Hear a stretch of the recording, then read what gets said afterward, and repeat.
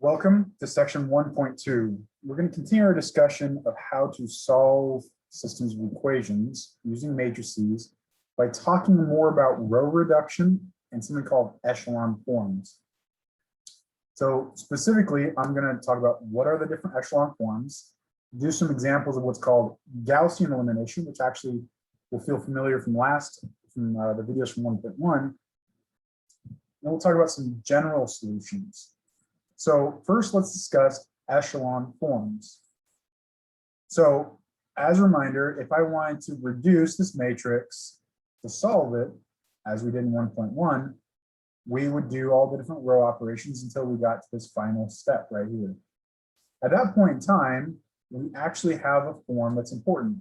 Remember, we discussed that we wanted to essentially get it so that this portion right here is all zeros, and then there was something on the diagonal. This idea is exactly what leads to this idea of echelon forms. And we have two echelon forms that we talk about. The first is called row echelon form. And a rectangular matrix, so this isn't just square, any rectangular matrix is in row echelon form or just echelon, or my preferred notation is REF if it has three properties. All non-zero rows are above any rows with all zeros, meaning if there's a row that's entirely zeros, that's always at the bottom.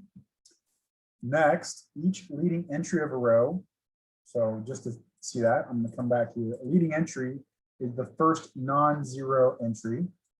So this is the leading entry of that row. This is the leading entry of that row. Up here, this is the leading entry of this row.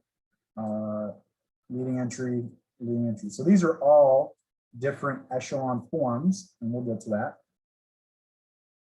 So we have all the leading entries are to the right of the leading entry of the row above it. So there's nothing that, in other words, that gives us a staircase kind of look. And last but not least, all entries in a column below a leading entry are all zeros. Pardon me. So the idea here is that we get that staircase look. So again, this is an example of a row echelon form. To kind of highlight that, I'm actually going to draw, and you'll notice here is a leading entry, and I have all zeros below it.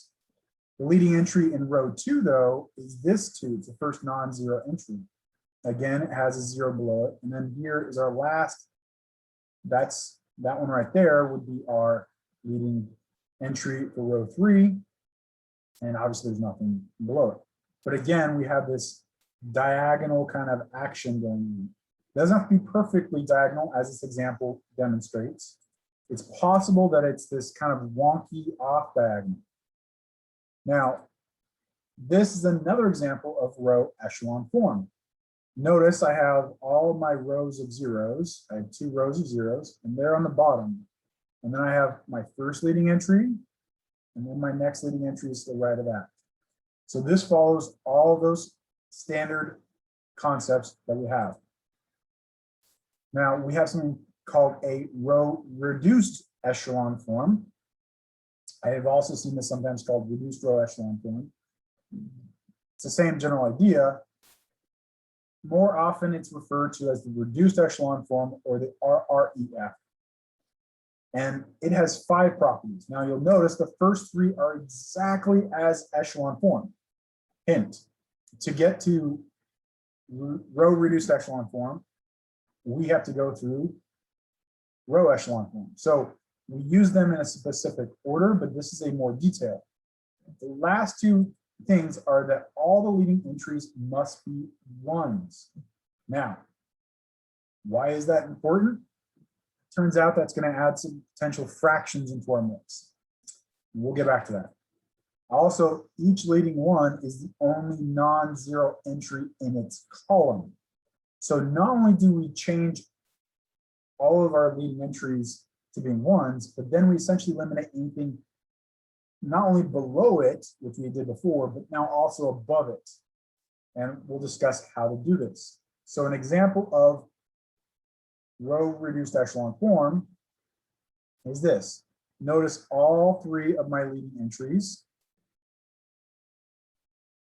are right here, And notice that in each one, each column that has a leading entry, that is the only non-zero entry, and it is a 1. All right, another example would be this. Now notice I only have 2 leading entries here and here because our last row is all zeros. But notice again, usually our first leading entry, it makes sense. But the second one, notice that above it is a 0 as well as below it. Again, the columns that do not correspond to a leading entry, you can't have anything they want. For instance, our last column here can have anything that anyone wants because it's not a column that has a leading entry of any of the rows.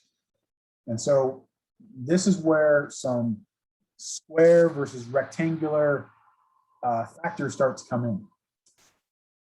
All right, now the uniqueness of a row reduced echelon form is key. Each matrix has exactly 1 row reduced echelon form.